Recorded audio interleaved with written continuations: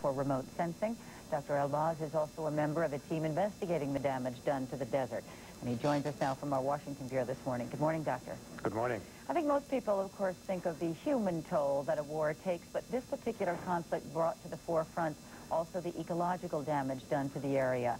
And a lot of environmental damage was done to the desert, perhaps much more than we're aware of. What exactly was the damage done? What are we talking about?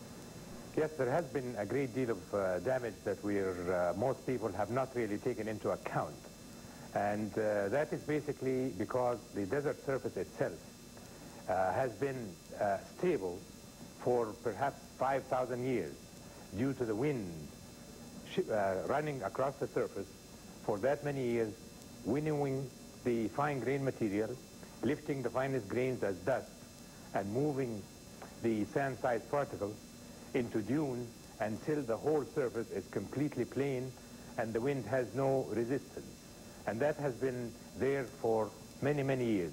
As you see, the troops over there, and when the action began, everything was absolutely flat and plain.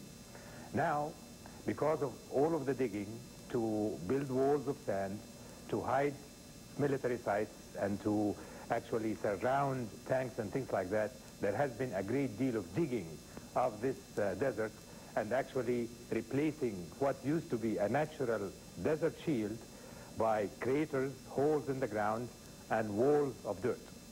What areas in the Gulf region are we talking about?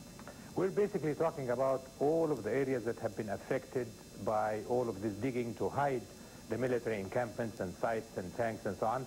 And that includes the southern region of Iraq, where the Republican Guard had been stationed, and then the southern region of Kuwait, where the regular army forces of Iraq had been stationed, as well as the northern border of Saudi Arabia, where the coalition forces had been dug in for a while, for at least 6 months. What would be the worst-case scenario here down the line? Dust storms?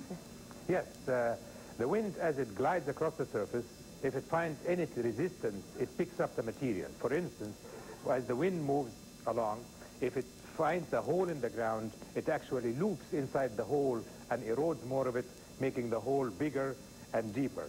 And if the wind finds a hill, it will become faster and actually pick up some of these grains. So we have two basic effects.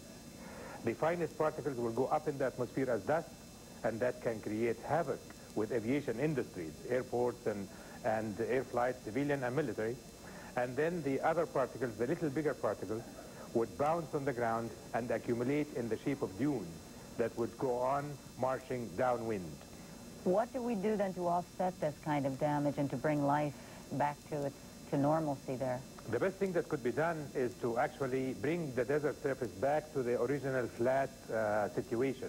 And we still have the coalition forces there, including all of the bulldozers and all of the things that build the walls and all of the holes in the ground. And we also do have the prisoners of war from Iraq. Actually, we can put them into work to bring back the desert surface the way they found it in the first place. Have you experienced a dust storm yourself? Can you relate to that? So, very much so. Dust storms and sandstorms. The dust storms can be incredibly blinding. They can actually hide the sun, very much like the oil fires that we see today in Kuwait. I was also held in Doha in Qatar for over 2 days, could not fly out because of a dust storm. And then the sandstorms that can be created by this kind of condition can create a havoc in transportation over highways. The sand can actually remove all of the paint in a car going through a highway. So it can really be a very vicious kind of situation if something is not done to avert most of that potential damage. You have a formidable task ahead of you, and we thank you very much for coming in and joining us on World Day today. Thank you. Dr. Farouk El-Baz.